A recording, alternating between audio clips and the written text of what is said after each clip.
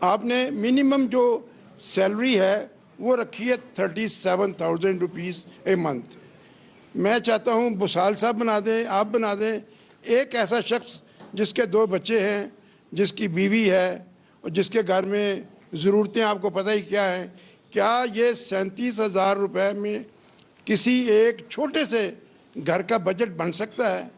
اور ایک چھوٹا سا سوال اور ہے کہ کیا آپ اکانومی کو ڈیجیٹل کی طرف لے جا رہے ہیں, یا یہ ان دی لانگ رن چونکہ ہمارا بہت بڑا کیش کا انفلو ہے, تو کیا یہ کیش اکانومی ہماری چلے گی, اور یہ کب تک اس کے بارے میں صورتحال واضح ہو سکے گی؟ Thank you very much. بہت شکریہ جی آپ کے سوالات کا. دیکھیے, کوئی سیلری کی بات ہو, پینشن کی بات ہو, ایسا میں تو صرف یہ کہوں گا کہ اس کا کوئی بینچ مارک ہونا چاہیے نا.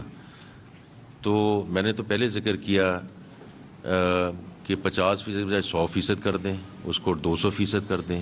لیکن جہاں بھی ہم ویدر پرائیویٹ سیکٹر اور پبلک سیکٹر, اس کو ہم نے کسی چیز کے ساتھ بینچ مارک تو کرنا ہے نا.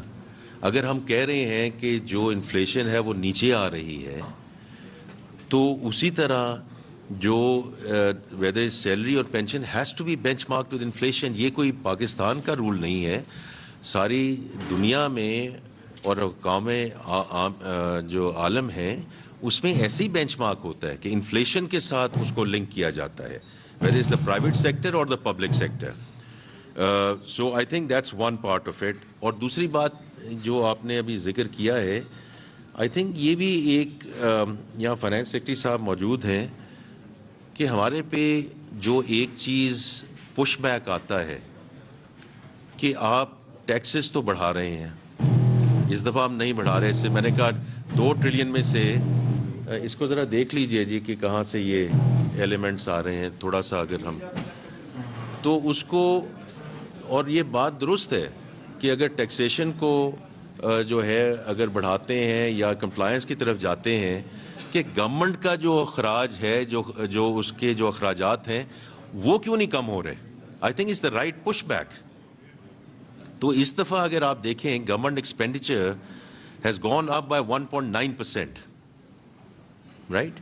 اور یہ میں اس میں فائنانس سیکرٹری صاحب کو ایکنالج کرنا چاہتا ہوں کہ جو انفلیشن ہے وہ تو ہیڈ لائن انفلیشن ابھی بھی 7.5% ہے.